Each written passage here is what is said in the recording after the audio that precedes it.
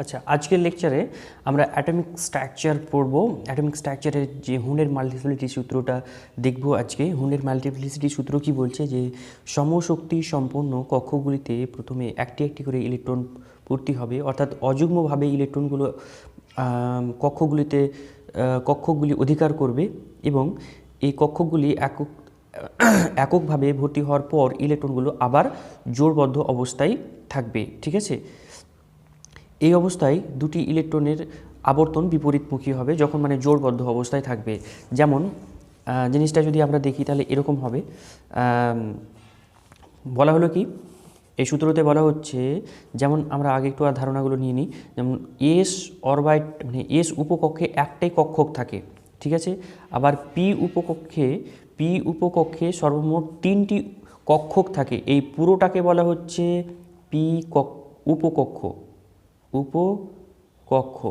আর এই একটা এখানে আছে 3টে, এখানে ঘর রয়েছে, ঘর মানে হচ্ছে কক্ষক, এগুলোকে বলা হয় কক্ষক বা অরবাইটাল। ঠিক আছে, তাহলে কি বলা হচ্ছে যে যখন ইলেকট্রন পূর্তি হয় তখন এই সমশক্তি সম্পন্ন কক্ষকগুলোতে যখন ইলেকট্রন ঢোকে তখন একটা একটা করে প্রথমে ইলেকট্রনগুলো ঢুকবে। কীরকম, যদি পি কক্ষে এই যে এখানে দেখতে পাচ্ছি আমরা পি উপকক্ষে 3টে কক্ষক রয়েছে, তো এগুলো হচ্ছে সমশক্তি সম্পন্ন কক্ষক। ঠিক আছে, একটা উপকক্ষে যে সমস্ত কক্ষক থাকবে সেগুলো হচ্ছে সমশক্তি সম্পন্ন কক্ষক। ঠিক আছে, তো এই স্টেটটাকে আবার আমরা ডিজেনারেট স্টেট বলে থাকি। ঠিক আছে, ডিজেনারেট স্টেট বলে থাকি এটাকে আমরা। ঠিক আছে, ডিজেনারেট স্টেট অর্থাৎ সমশক্তি সম্পন্ন কক্ষক। এখানে যখন ইলেকট্রন পূর্তি হবে অর্থাৎ ইলেকট্রন ঢুকবে এখানে, তখন প্রথমে একটা একটা করে ঢুকবে এবং একই অভিমুখে ইলেকট্রনগুলোর স্পিন হবে, এই কথাটাই বলা হচ্ছে। যদি দুটো ইলেকট্রন ঢোকানো হয় পি কক্ষে, তাহলে প্রথমে এই ঘরে একটা ঢুকবে এই কক্ষকে, তারপরে কক্ষকে এখানে একটা ঢুকবে এবং তাদের অভিমুখটাও দেখা যাচ্ছে যে সেম হবে। ক্লিয়ার হলো? যদি 3টে হয় তাহলে এখানে ঢুকবে, এবার 3টের অধিক যদি হয় তাহলে এখানে ঢুকবে, 4টা হলে তারপরে আস্তে আস্তে জোর অবস্থায় এভাবে জোর করতে থাকবে এবং এভাবে পূর্তি হতে থাকবে, ঢুকতে থাকবে এবং ভর্তি হতে থাকবে। আশা করি বোঝা গেছে। এস উপকক্ষে যদি আমরা দেখি তাহলে এস উপকক্ষে তো শুধুমাত্র একটাই কক্ষক আছে, সেখানে প্রথমে একটা ঢুকবে, তারপরে আবার সেই এখানেই ঢুকে যাবে, কারণ এখানে তো আর একাধিক কক্ষক নেই। বোঝা গেল? তাহলে যদি একই রকমভাবে যদি ডি কক্ষক দেখি, তাহলে ডি কক্ষে আমরা জানি 5টা কক্ষক রয়েছে। ঠিক আছে, 1 2 3 4 5। আচ্ছা, ডি উপকক্ষে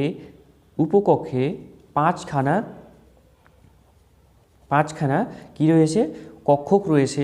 সেই কক্ষগুলোতে যদি প্রথমে একটা একটা করে ঢুকবে এবং তাদের অভিমুখ একই রকমভাবে।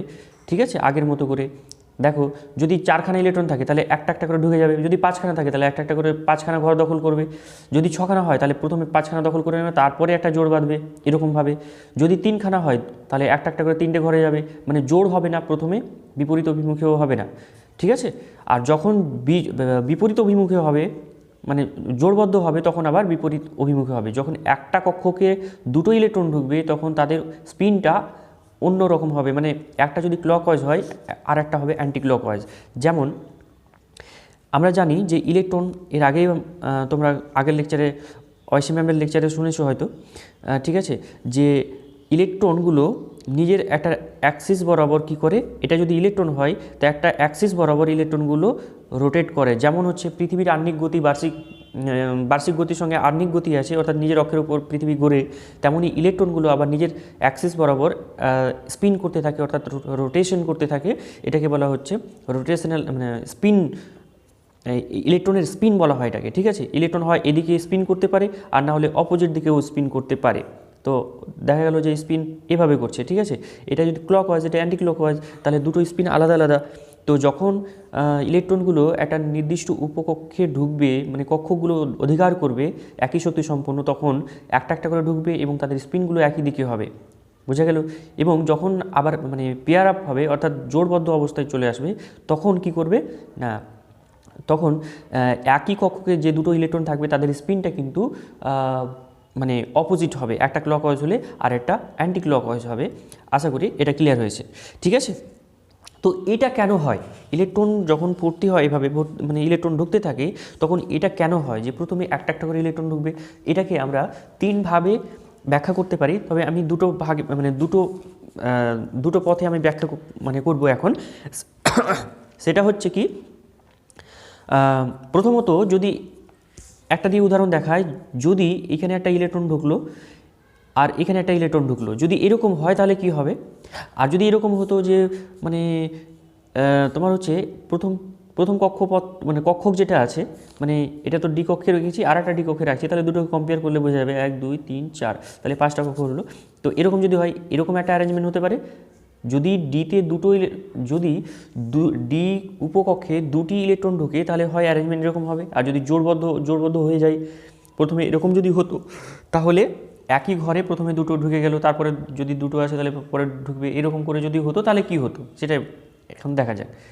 যদি প্রথম কথা হচ্ছে, যদি একেবারেই দুটো ইলেকট্রন একই কক্ষক দখল করতো তাহলে কি হতো, একটা ইলেকট্রন আর একটা ইলেকট্রনকে কিন্তু বিকর্ষণ করে। আমরা জানি ইলেকট্রনকে বিকর্ষণ করে, তাই একই কক্ষকে যখন দুটো ইলেকট্রন আসবে তখন তাদের মধ্যে বিকর্ষণ হবে, এবং বিকর্ষণের মাত্রাটা এখানেও বিকর্ষণ হবে কিন্তু এখানে বিকর্ষণটা কম হবে। তার কারণ কি, এই দুটো ইলেকট্রনের মধ্যে দূরত্ব আর এর মানটা বেশি, এখানে দূরত্ব খুবই কম আর এর মানটা খুবই কম, ফলে বিকর্ষণ বেশি। কারণ আমরা জানি কুলম্বের সূত্র থেকে কি বলা হচ্ছে, দুটো চার্জ যাদের তোমার হচ্ছে চার্জের পরিমাণ ই, দুটো চার্জ যাদের চার্জের পরিমাণ ই এবং ডিস্ট্যান্স যদি আর হয়, তাহলে আমরা তাদের মধ্যে বিকর্ষণ বলের মানটা আমরা জানি E²/r²। ঠিক আছে, এখন আর এর মান যদি কমে যায় তাহলে r² মান আরও কমে যাবে, আর আরও কমে গেলে তোমার হচ্ছে ফোর্সের মানটা অর্থাৎ বিকর্ষণ বলের মানটা আরও বেড়ে যাবে। ফলে এইখানে যখন ইলেকট্রন দুটো যদি সঙ্গে সঙ্গে একই জায়গায় চলে আসে, ইলেকট্রন দুটো একই কক্ষকে আসে, সেই ক্ষেত্রে কিন্তু বিকর্ষণ বলটা অনেকটা বেশি থাকে, প্রমিনেন্ট থাকে। কার তুলনায় না, যদি একটা একটা করে ঢোকে তাহলে তাদের তুলনায় এখানে বিকর্ষণ বলটা অনেক বেশি থাকে। আর সেই কারণেই মানে একই কক্ষে মানে একই সঙ্গে দুটো ইলেকট্রন ঢোকে না। ক্লিয়ার হয়েছে? আচ্ছা, এরপরে আমরা যেটা দিয়ে ব্যাখ্যা করব সেটা হচ্ছে যে বিনিময় শক্তি বা এক্সচেঞ্জ এনার্জি। এই জিনিসটাকে আমরা দেখব, বিনিময়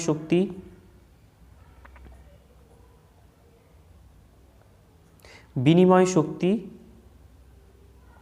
বা এটাকে বলা হয় এক্সচেঞ্জ এনার্জি। ঠিক আছে, এক্সচেঞ্জ এনার্জি। এই এক্সচেঞ্জ এনার্জিটা কি?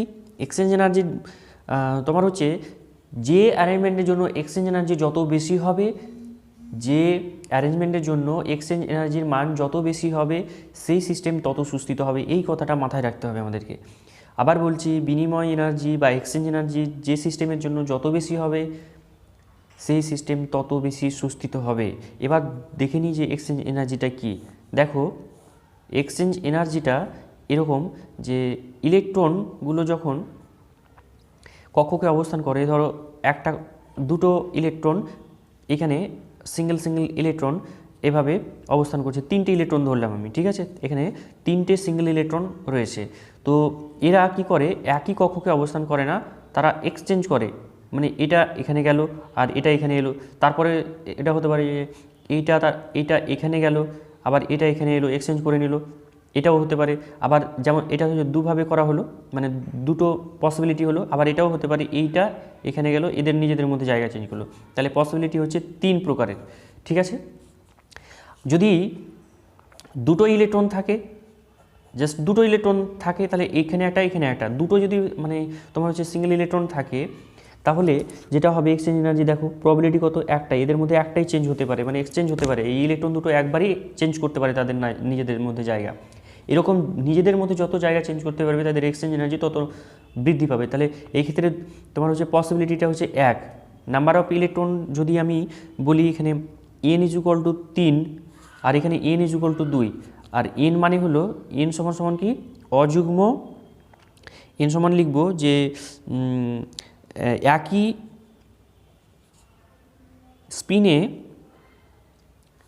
একই স্পিনে ইলেকট্রনের সংখ্যা।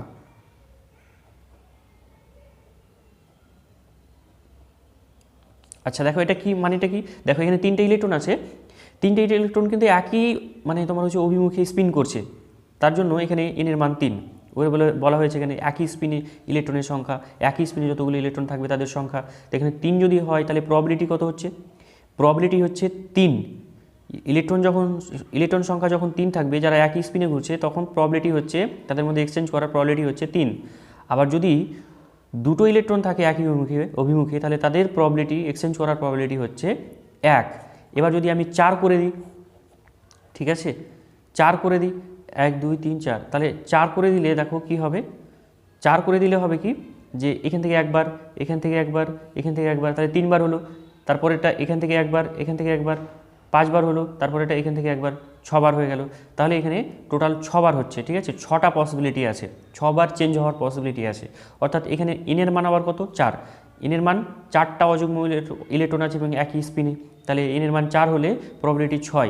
এনের মান যদি 3 হয় প্রবাবিলিটি 3, এনের মান 2 হলে প্রবাবিলিটি 1। অর্থাৎ দেখো যে নাম্বার অফ ইলেকট্রনের সংখ্যা একই স্পিনে যত বাড়ছে তত মানে এক্সচেঞ্জের মানে প্রবাবিলিটি বাড়ছে, অর্থাৎ এক্সচেঞ্জ এনার্জিও তত বাড়বে, ঠিক আছে। এই জন্য দেখা যাচ্ছে যে ইলেকট্রনগুলো যদি সমশক্তি সম্পন্ন কক্ষগুলো একটি একটি করে দখল করে প্রথমে, তাহলে তাদের এক্সচেঞ্জ এনার্জির মানটা অনেকটা বেশি হয়, ঠিক আছে। আর এই অনেক বেশি হওয়ার কারণেই তোমার হচ্ছে কি ইলেকট্রন প্রথমে একটা একটা করে কক্ষগুলোকে মানে দখল করছে এবং অধিকার করছে এবং একই স্পিনে থাকছে তারা, ঠিক আছে। যদি একই স্পিনে না থাকে তাহলে এক্সচেঞ্জ এনার্জি আবার হবে না, মানে এক্সচেঞ্জ এনার্জি কন্ট্রিবিউশনে আসবে না, বোঝা গেল। তাহলে একই স্পিনে আসতে হবে তাদেরকে। আশা করি ক্লিয়ার হয়েছে। এবার এক্সচেঞ্জ এনার্জি ক্যালকুলেশন কীভাবে করব? এক্সচেঞ্জ এনার্জি ক্যালকুলেশন করার একটা সূত্র রয়েছে, ইএক্স, ঠিক আছে। ইএক্স মানে হচ্ছে এক্সচেঞ্জ এনার্জি,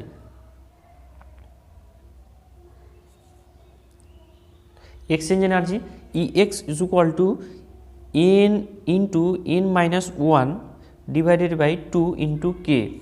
যেখানে এনের মান আমি আগেই বলেছি, এনের মান হচ্ছে কি, এনের মান হচ্ছে একই অভিমুখে মানে তোমার হচ্ছে একই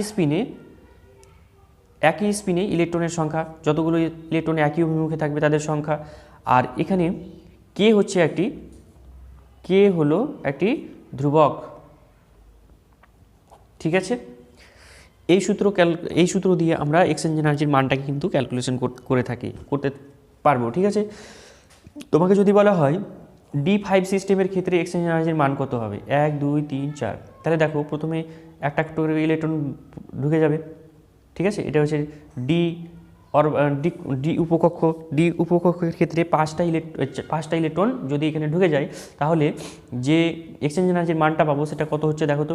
এখানে আমি এন এর মান 5 দেবো, তাহলে এক্সচেঞ্জ এনার্জি সমান হচ্ছে 5 ইন্টু 5 মাইনাস 1 বাই 2, ঠিক আছে। তাহলে কত হচ্ছে 5 ইন্টু 4 ডিভাইডেড বাই হচ্ছে 2, ঠিক আছে। কে সমান হচ্ছে তোমার 4 5 20 বাই 2, তার মানে 10 কে, ঠিক আছে। তাহলে এক্সচেঞ্জ এনার্জির মান হচ্ছে 10 কে। এভাবে আমরা ক্যালকুলেশন করতে পারি। আমরা দেখব যে 10 কেটা হচ্ছে সব থেকে বেশি এই মানে যদি এনের মান 1 2 3 4 5 এরকম এই এনের মান যদি 1 2 3 4 5 এর মধ্যে আমরা দেখতে পাবো যে এনের মান 5-এর জন্য সব থেকে বেশি পরিমাণে এক্সচেঞ্জ এনার্জি পাওয়া যায়। আর তার এই কারণেই তোমার হচ্ছে যদি কোনো একটা ডি সিস্টেম তোমার হচ্ছে যদি হাফ ফিল অবস্থায় থাকে অথবা ফুল ফিল অবস্থায় থাকলেও একই রকমভাবে বেশি হবে। ফুল ফিল অবস্থায় থাকলে এবং বা হাফ ফিল অবস্থায় থাকলে তাদের স্টেবিলিটিটা খুবই বেশি হয়ে যায় এই কারণেই, ঠিক আছে।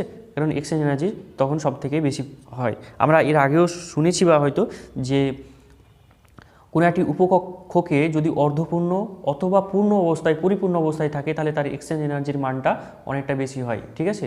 এক্সচেঞ্জ এনার্জির মান বেশি হয় এই কারণে তোমার হচ্ছে কি হয় কোনো একটা সিস্টেম অর্ধপূর্ণ অবস্থায় থাকতে চায় আর না হলে ফুলফিল অবস্থায় থাকতে চায়, বোঝা গেল। তাহলে এটা ছিল মানে তোমার হচ্ছে হুন্ডের মাল্টিপ্লিসিটি সূত্র। এবার আমরা দেখব, এবার আমরা যেটা করব সেটা হচ্ছে আউবাউ প্রিন্সিপাল বা আউবাউ নীতি।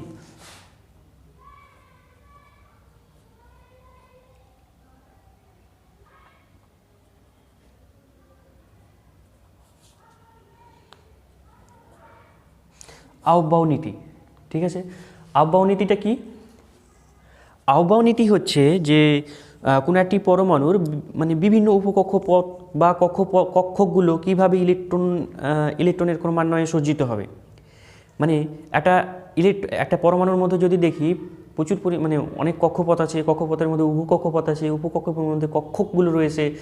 এই কক্ষকগুলো থেকে শুরু করে কক্ষপথগুলো কীভাবে ইলেকট্রন দ্বারা পূর্তি হবে, মানে ইলেকট্রন দ্বারা ভর্তি হবে, ইলেকট্রন সজ্জিত হবে কীভাবে, সেইটা কিন্তু আমরা সামগ্রিকভাবে আউবাউ প্রিন্সিপালের সাহায্যে কিন্তু জানতে পারি। ঠিক আছে, তো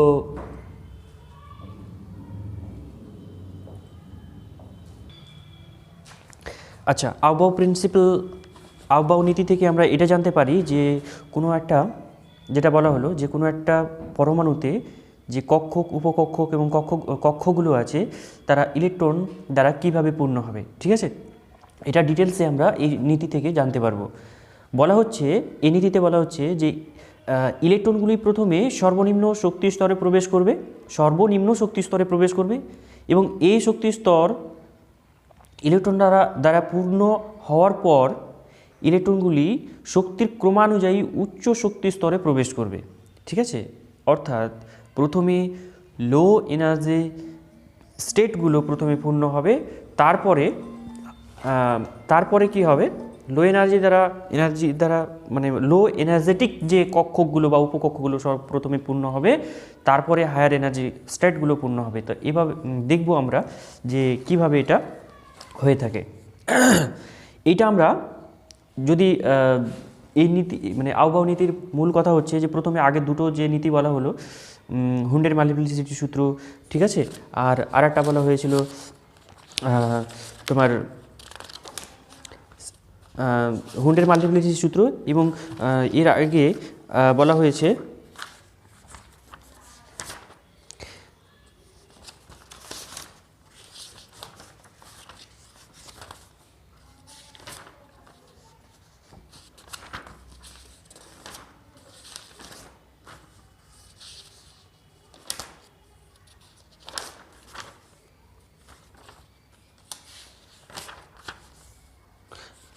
আচ্ছা, আউবাউ প্রিন্সিপাল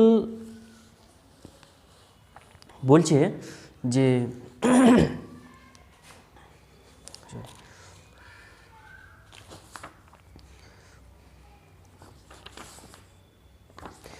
আউবাউ প্রিন্সিপাল তাহলে মূল নীতি মানে আউবাউ প্রিন্সিপাল অনুযায়ী আমরা দেখলাম যে প্রথমে কম শক্তি সম্পন্ন কক্ষকগুলোতে, তারপর উপকক্ষগুলোতে মানে তোমার হচ্ছে ইলেকট্রন ভর্তি হবে, তারপরে হচ্ছে মানে হায়ার এনার্জির যে কক্ষপথগুলো সেইগুলো আস্তে আস্তে পূর্ণ হবে। ঠিক আছে, মানে একে একে ভর্তি হবে, তারপরে আবার উচ্চ শক্তি স্তরে ইলেকট্রনগুলো যাবে।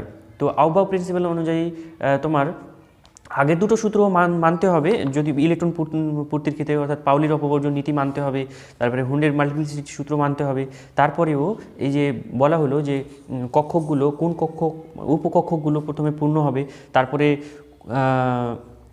তোমার হচ্ছে এটা আমরা কিভাবে জানতে পারবো, এটা জানতে পারবো যে এন প্লাস এল রুল অনুযায়ী, যেখানে এনটা হচ্ছে কি মুখ্য কোয়ান্টাম নাম্বার, এল মানে গৌণ কোয়ান্টাম নাম্বার, তোমরা এর আগেও পড়েছো। মুখ্য কোয়ান্টাম নাম্বার, গৌণ কোয়ান্টাম নাম্বার, মানে তোমার হচ্ছে মুখ্য কোয়ান্টাম নাম্বার কি কে, এল, এম, এই যে 1 নম্বর কক্ষপথ, 2 নম্বর কক্ষপথ, 3 নম্বর কক্ষপথ, এগুলোকে আমরা এইভাবে জেনে থাকি। তাহলে এইটার নাম্বারটাকে এন দ্বারা রিপ্রেজেন্ট করা হয়, আর গৌণ কোয়ান্টাম নাম্বারকে এল দ্বারা রিপ্রেজেন্ট করা হয়। অর্থাৎ কোনো একটা নির্দিষ্ট কক্ষকে মানে তোমার হচ্ছে উপকক্ষ কতগুলো আছে এবং উপকক্ষগুলো কী কী আছে তাদেরকে নির্দেশ করার জন্য এল কোয়ান্টাম সংখ্যাটাকে ব্যবহার করা হয়, এটা আমরা জানি। তাহলে এই এন প্লাস এল রুল দিয়ে আমরা কী করতে পারি যে কোনো একটা কক্ষকের এনার্জিটা কতটা, সেটা মানে এক বা একাধিক মানে উপকক্ষ থাকলে কোন উপকক্ষের শক্তি কম সেটা কিন্তু আমরা নির্ণয় করতে পারি। ঠিক আছে, আর আউবাউ নীতি বলছে কি যে কম শক্তি সম্পন্ন উপকক্ষগুলো আগে তোমার হচ্ছে ভর্তি হবে, তারপরে ইলেকট্রন দ্বারা মানে হায়ার এনার্জিগুলো ভর্তি হবে। তাহলে দেখা যাক, যদি আমি তোমাকে বলি যে 3p এবং 3s এই দুটোর মধ্যে কোনটাতে, 3p এবং 3s এই দুটো উপকক্ষের মধ্যে কোনটা ইলেকট্রন আগে মানে ঢুকবে, কোনটাতে ইলেকট্রন আগে ঢুকবে, তাহলে এখানে n+l রুলটা আমরা ফলো করি, দেখি কি হচ্ছে। এখানে তাকাও যে এই যে যেটা দেয়া আছে, প্রথমে যে জিনিসটা দেয়া আছে, যে সংখ্যাটা, সেটা হচ্ছে এন এর মান। তাহলে এন ইজ ইকুয়াল টু কত পেলাম? 3। এটা মুখ্য কোয়ান্টাম নাম্বারের সংখ্যা। আর এখানে দেয়া আছে পি। পি উপকক্ষ মানে কি? আমরা জানি এল ইজ ইকুয়াল টু 0 হলে সেখানে এস হয়, এল ইজ ইকুয়াল টু 1 হলে সেই ক্ষেত্রে পি হয় উপকক্ষের নাম। এল এর মান যদি 2 হয় সেই উপকক্ষের নাম হয় ডি, আর যদি এল এর মান 3 হয় তাহলে সেই উপকক্ষের নাম হয় এফ। তাহলে আমরা নিশ্চয়ই বুঝতে পারছি এখানে 3p মানে পি আছে, অর্থাৎ পি হলে এল এর মান কত হয়? পি হলে এল এর মান 1 হয়। তার মানে এল এর মান এখানে পেলাম আমরা 1। তাহলে এন প্লাস এল এর মান কত পেলাম? এন এর মান হচ্ছে 3, এল এর মান হচ্ছে 1। তাহলে 3 প্লাস 1 মানে 3 প্লাস 1 ইজ ইকুয়াল টু হচ্ছে 4। ঠিক আছে, আবার এই ক্ষেত্রে 3s এর ক্ষেত্রে দেখা যাক যে কত হচ্ছে এন প্লাস এল এর মান। দেখো আগের দিকে যেটা থাকছে এস এর আগের দিকে, সেটা হচ্ছে মুখ্য কোয়ান্টাম নাম্বার। তাহলে এন ইজ ইকুয়াল টু 3, আর এস মানে কত? এল এর মান কত? এল এর মান, এস এর জন্য এল এর মান হচ্ছে 0। তাহলে আমরা এল এর মান পেলাম 0। তাহলে এন প্লাস এল, এটা সমান সমান কত হবে? এটা হচ্ছে 3 প্লাস 0, তার মানে হচ্ছে 3। ঠিক আছে, তাহলে দেখতে পেলাম আমরা যে 3s এর তুলনায় 3pর এন প্লাস এল এর মানটা হচ্ছে বেশি। তাহলে মানে আউবাউ নীতি বলছে যে এন প্লাস এল এর মান যে উপকক্ষের জন্য যত কম হবে তার শক্তি তত কম হবে। এন প্লাস এল এর মান যত বেশি সেই উপকক্ষের শক্তি তত বেশি। অর্থাৎ এই তোমার হচ্ছে 3s এর এন প্লাস এল এর মান যেহেতু কম, তাই কার তুলনায় কম? 3pর তুলনায় কম। তাহলে 3pর তুলনায় যেহেতু এন প্লাস এল এর মান কম 3s এর, তাই 3s এর শক্তিটাও 3pর তুলনায় কম হবে। আর যেহেতু শক্তি কম, তার জন্য এই দুটো কক্ষকে ইলেকট্রন ঢোকার জন্য আগে তোমার হচ্ছে নিশ্চয়ই বুঝতে পারছো এখন যে 3pর তুলনায় আগে 3s এ ঢুকবে। তার কারণ হচ্ছে 3s এর এনার্জিটা কম। এখান থেকে আমরা ক্যালকুলেশন করে পেলাম। আশা করি বোঝা গেছে। ঠিক আছে, আচ্ছা আরেকটা উদাহরণ দিই আমরা, যেরকম হচ্ছে 3D এবং 4s, এই দুটো মধ্যে কোনটাতে ইলেকট্রন আগে ঢুকবে? যদি বলা হয় যে 3D এবং 4s এর মধ্যে কোন উপকক্ষে আগে ইলেকট্রন ঢুকবে, তাহলে দেখা যাক কি হয়। তাহলে এর জন্য দেখি কত হচ্ছে। এন এর মান এখানে 3 পেলাম, এল এর মান কত? তাকাও এখানে, যেখানে উপকক্ষ ডি আসবে তার ডি এর জন্য এল এর মান কত পাবো আমরা? এল এর মান পাবো 2। ঠিক আছে, এল এর মান 2 পাবো। তাহলে আমি এল এর মান 2 পেলাম। তাহলে টোটাল তোমার হচ্ছে এন প্লাস এল এর সমান মান কত পেলাম? 2 আর 3 5। ঠিক আছে, আবার 4s এর জন্য দেখি এন এর মান হচ্ছে 4, এস এর মান এস এর জন্য এল এর মানটা হচ্ছে 0। তাহলে টোটাল হচ্ছে এন প্লাস এল এর টোটাল মানটা হচ্ছে 4। তাহলে এখানে কম হচ্ছে, এখানে বেশি হচ্ছে। অর্থাৎ তোমার হচ্ছে 4s এর শক্তি, 4s উপকক্ষের শক্তি 3D উপকক্ষের শক্তির তুলনায় কম, তাই ইলেকট্রন আগে 4s এ প্রবেশ করবে, তারপরে 3Dতে প্রবেশ করবে। আশা করি এটা ক্লিয়ার হয়েছে। ঠিক আছে, তাহলে এবার আমরা দেখব একটা মানে তোমার হচ্ছে, আচ্ছা এবার যদি এরকম হয় যে এন প্লাস এল এর মানটা তোমার হচ্ছে মানে তোমার হচ্ছে সমান হয়ে গেল। দুটো উপকক্ষের ক্ষেত্রে এন প্লাস এল এর মান যদি সমান হয়ে যায়, এর মান এন প্লাস এর মান সমান হলে কি হবে? এন প্লাস এন এর মান যদি সমান হয়ে যায় তাহলে কি হবে? তাহলে মনে রাখতে হবে এন প্লাস এল এর মান যদি দুটো উপকক্ষের জন্য সমান হয়ে যায়, তাহলে যে উপকক্ষে এন এর মান কম, কি বলা হলো? যে উপকক্ষে এন এর মান কম তার শক্তিটা কম হবে এবং সেখানে ইলেকট্রন আগে প্রবেশ করবে। বোঝা গেল? আবার বলছি যে যদি কোনো দুটো উপকক্ষের মধ্যে এরকম দেখা যায় এন প্লাস এল এর মান সমান হয়ে গেছে, তাহলে যেটা হবে যে উপকক্ষের এন এর মানটা কম থাকবে, মুখ্য কোয়ান্টাম সংখ্যার মান কম থাকবে, সেই উপকক্ষের শক্তি কম হবে এবং সেখানে ইলেকট্রন আগে প্রবেশ করবে। বোঝা গেল? তাহলে এখন দেখা যাক যে 3D এবং 4p এই দুটোর ক্ষেত্রে ইলেকট্রন আগে কোথায় ইলেকট্রন আগে প্রবেশ করবে। তাহলে দেখা যাক এন প্লাস এন এর মানটা নির্ণয় করে দেখি। এন এর মান হচ্ছে এর জন্য 3, ঠিক আছে, এন এর মান 3, আর যেহেতু ডি তাহলে এল এর মান কত হবে? আমরা দেখেছি এখানে ডি মানে এল এর মান 2, তাহলে টোটাল হলো কত? 3 আর 2 5। আর এক্ষেত্রে দেখি এন এর মান কত? 4, আগে থেকে যেটা আছে এটা এনের মান, তাহলে 4 প্লাস পি যখন থাকবে তখন এল এর মান হচ্ছে 1, তাহলে এল ইজ ইকুয়াল টু 1, তাহলে পাওয়া গেল 5। তাহলে দেখা গেল যে এই দুটো উপকক্ষের ক্ষেত্রে 3D এবং 4Pর ক্ষেত্রে দেখা গেল যে দুটোরই n প্লাস এল এর মানটা সমান হয়ে গেছে। তাহলে এখন ইলেকট্রন কোথায় ঢুকবে? তাহলে তারপরে আমি বলা হয়েছিল, এই সূত্রতে বললাম যে n প্লাস এল এর মান যদি সমান হয়ে যায় তাহলে যে উপকক্ষের মুখ্য কোয়ান্টাম নাম্বারের সংখ্যা কম থাকবে সেখানে মানে শক্তিটা কম হবে এবং সেখানে ইলেকট্রন আগে প্রবেশ করবে। তো এখন দেখা যাচ্ছে যে এই 3Dর ক্ষেত্রে মুখ্য কোয়ান্টাম নাম্বার হচ্ছে 3, কিন্তু 4Pর ক্ষেত্রে মুখ্য কোয়ান্টাম নাম্বার সংখ্যা হচ্ছে এটা হচ্ছে 4। তাহলে নিশ্চয়ই বুঝতে পারছি আমরা যে এখানে এনের মান কম, এখানে এনের মান বেশি। তাহলে এনের মান যেখানে কম সেই উপকক্ষের শক্তিটাও কম হবে, ঠিক আছে। তাহলে এখানে শক্তিটা কম হলো, আর শক্তি যদি কম হয় তাহলে 3Pর তুলনায় 4Pর তুলনায় 3Dতে ইলেকট্রন আগে প্রবেশ করবে। বোঝা গেল? আচ্ছা, এবার আমরা একটা জেনারেল একটা তোমার হচ্ছে ডায়াগ্রাম অঙ্কন করতে পারি, যেখানে আমরা দেখাবো যে ইলেকট্রন আগে কোথায় প্রবেশ করবে, ঠিক আছে। তার জন্য এভাবে তোমাকে একটা ছক অঙ্কন করতে হবে, 1s, তারপরে হচ্ছে 2s 2p, ঠিক আছে। কারণ এই 1 নাম্বার কক্ষতে মানে ধরো কে কক্ষপথে একটাই উপকক্ষ থাকে, কে এল কক্ষপথে তোমার হচ্ছে দুটো উপকক্ষপথ থাকবে 2s 2p, আর এল এম 3 নম্বর কক্ষপথে কতটা থাকবে এটা আমি বোঝানোর জন্য বলছি। 3s একটা উপকক্ষপথ, 3p আর একটা উপকক্ষপথ, 3d উপকক্ষপথ, মানে 3টে উপকক্ষপথ চলে এলো। যদি 4 নম্বর কক্ষপথ দেখি তাহলে 4টা উপকক্ষপথ আসবে, সেটা হচ্ছে 4s 4p তারপরে হচ্ছে 4d, ঠিক আছে, আর চলে আসবে 4f। তারপরে হচ্ছে 5 নম্বর কক্ষপথ যদি নিয়ে আসি, 5 নম্বর কক্ষপথে দেখা যাবে 5s 5p 5d, 6 নম্বরে আসছে 6s 6p 6d, ঠিক আছে। তারপরে 7s 7p এরকম চলে আসবে। বুঝে গেল? তাহলে দেখো প্রথমে এরকম করে অঙ্কন করে আমরা যেটা করব, এইভাবে ইলেকট্রনগুলো ঢুকবে। তার মানে প্রথমে কোথায় ইলেকট্রনটা ঢুকলো, কোথায় 1s-এ, তারপরে 2s-এ, ঠিক আছে, এইভাবে ইলেকট্রনগুলো ঢুকবে, তারপরে এইভাবে আসবে। অঙ্কনটা ডায়াগ্রামটা তোমাকে এইভাবে অঙ্কন করতে হবে। দেখো প্রথমে আসছে কি 1s-এ, 1s-এর পরে আবার এইভাবে যাবে, আবার এইভাবে ঢুকবে, 2s-এ ঢুকলো, আবার এখান থেকে এসে আবার এই দিক দিয়ে শুরু হবে, ঠিক আছে। তাহলে 1s তারপরে 2s তারপরে 2p তারপরে 3s, তারপরে আবার যাবে এদিক থেকে, তাহলে এখান থেকে আবার ঢুকবে এইভাবে। তাহলে ঢুকছে কোথায় 3p তারপরে 4s, 4s-এ ঢোকার পরে চলে যাবে 3d-তে, ঠিক আছে। এই 3d-তে এভাবে ঢুকবে, তার মানে 3d 4p 5s এভাবে ঢুকবে।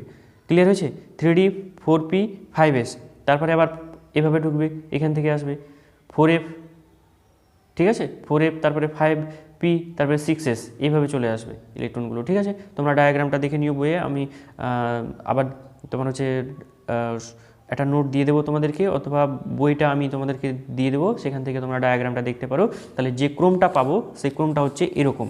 ইলেকট্রন প্রথমে যে মানে তোমার হচ্ছে এই যে উপকক্ষগুলো পথগুলো পেলাম আমরা, তাদের শক্তির ক্রমটা এরকম হবে। সব থেকে নিচে হবে 1s-এর ইলেকট্রন, মানে 1s অরবিটালের শক্তি সব থেকে কম, তারপরে হচ্ছে 2s, তারপরে দেখো 1s-এর পরে 2s, তারপরে 2p, তারপরে 3s, এভাবে আমরা শক্তির ক্রমটা নির্ণয় করে মানে লিখতে থাকবো। 2s তারপরে হচ্ছে 2p, তারপরে তোমার হচ্ছে 3s, 3s-এর পরে 3p, ঠিক আছে। 3pর পরে হচ্ছে 4s, 4s-এর পরে তোমার হচ্ছে 3d, তারপরে 3dর পরে হচ্ছে তোমার 4p, 4pর পরে 5s, 5s-এর পরে 4d, তারপরে 6s, 6s-এর পরে 4f, 4f-এর পরে 5d, এইভাবে চলতে থাকবে, ঠিক আছে। তুমি এই ডায়াগ্রাম থেকেই জানতে পারবে। তবে তোমার হচ্ছে যেহেতু শক্তির এটা ক্রম, শক্তি সব থেকে এখানে যেগুলো অঙ্কন করেছি সব থেকে শক্তি হচ্ছে বেশি 5D-র, এবং এরপরেও অনেকগুলো আছে, 7s আছে, 7p আছে, 6d আছে, 6f আছে, 5f আছে, এগুলো আর লেখা হলো না, মানে এতদূর পর্যন্ত হয়তো তুমি এভাবে একইভাবে করতে পারো। তবে আমাদেরকে মানে তোমার হচ্ছে এইটুকু মোটামুটি করলে তোমাদের কাজ চলে যাবে, ঠিক আছে। তাহলে এই ক্ষেত্রে ইলেকট্রনগুলো ঢুকবে প্রথমে কোনটা না, প্রথমে ইলেকট্রন কোনো একটা পরমাণুর ক্ষেত্রে 1s ঢুকবে, 1s পূর্ণ হলে তারপরে 2s ঢুকবে, 2s পূর্ণ হলে তারপরে 2p-তে, 2p একেবারে যখন পূর্ণ হয়ে যাবে তারপরে 3s-এ, 3p 3s যখন পূর্ণ হয়ে গেল তারপরে 3p-তে, তারপরে 4s, তারপরে 3d, এরকম করে আস্তে আস্তে পূর্ণ হবে। এক একটা উপকক্ষপথ প্রথমে পূর্ণ হবে ইলেকট্রন দ্বারা, তারপরে তোমার হচ্ছে কি পরের উপকক্ষপথে যেতে থাকবে। বোঝা গেল? এইভাবে ইলেকট্রনগুলো পূর্ণ হতে থাকবে। আশা করি এই জিনিসটা কমপ্লিট হয়েছে। আজকের লেকচার এই পর্যন্তই থাকলো। পরের দিন আমরা কিছু কোশ্চেন অ্যান্সার এবং ইলেকট্রন বিন্যাস কীরকম হবে, ইলেকট্রন কোনো একটা পরমাণুতে ইলেকট্রন বিন্যাস কী হবে, কোনো একটা আয়নের ইলেকট্রন বিন্যাস কী হবে, কোনো একটা ক্যাটায়ন অ্যানায়নের ইলেকট্রন বিন্যাস কী হবে, সেগুলো আমরা বা এই ইলেকট্রন বিন্যাসের ক্ষেত্রে কিছু ব্যতিক্রম নিয়ম আছে সেগুলো সম্পর্কে আমরা পরের দিন বিস্তারিতভাবে আলোচনা করব এবং কোশ্চেন অ্যান্সার করার কিছু চেষ্টা করব। ঠিক আছে? ঠিক আছে, তাহলে আজকে এই পর্যন্তই।